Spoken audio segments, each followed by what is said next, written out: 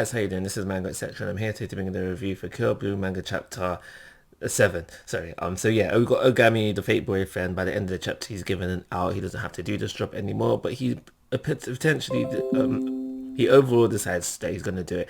I don't feel like, and the reason why he's gonna do it is because he's sick and tired of teenagers telling him what he should and should not do. But yeah, as I was saying, I don't feel like, even if he had said no, I don't feel like it would change the not the plot, how the series would roll out either, because I feel like knowing what he knows, even if he's not pretending to be Noren's fake boyfriend, he would still feel like kind of the urge to get involved, like kind of seeing her in danger and him knowing what he knows, getting involved that way. So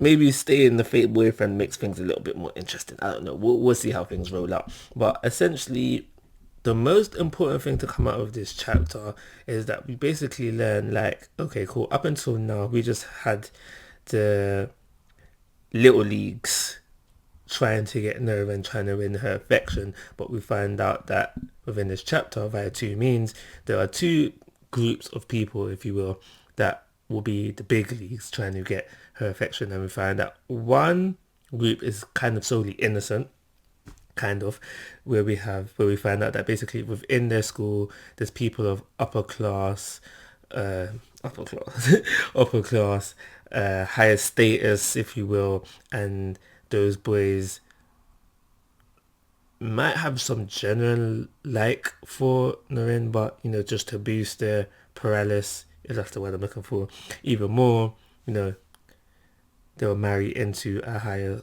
staying class person, so to boost their status, kind of thing. That's what's going to be going on one side of the field. And on the other side of the field, we find out that basically more assassins are being sent in. More people in the field, possibly assassins that are taken, because we know that Ogami was taken from young, so possibly assassins that are taken from young and that still are young will be sent in there to try and win her affection as well. This, because at first, because I feel like it has to be this way, but it would make more sense for another way, and I'll explain that in a second. Because if you send in people who are still middle school age, yes, been trained as assassins, they shouldn't be as good as Ogami. Even though he is in his kid body, so he's potentially nerfed a little bit. They shouldn't be as good, so that would make for less interesting conflicts to come later on. So I feel like, but it is less unlikely that maybe we'll have assassins of Ogami's caliber, but they just look young. Maybe have to just shave off the beard and the mustache, and it's getting sent in, or maybe be sending females in. That might work better, but I feel like that's less likely. But we'll see how things roll out. By the end of the chapter, we see our first contestant, if you will, and I think I'm pretty safe to say he's an assassin himself.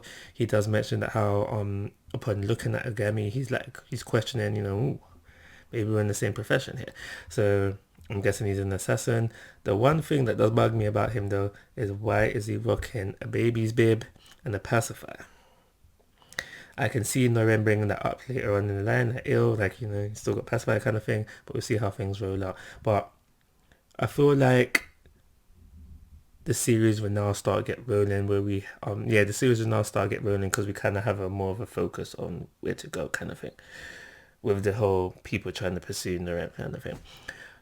But I will give this chapter a 3-star rating, and like always, guys, I'm asking for your thoughts and opinions. If you haven't already, please subscribe to my YouTube channel. But most importantly, take care. Have a nice day.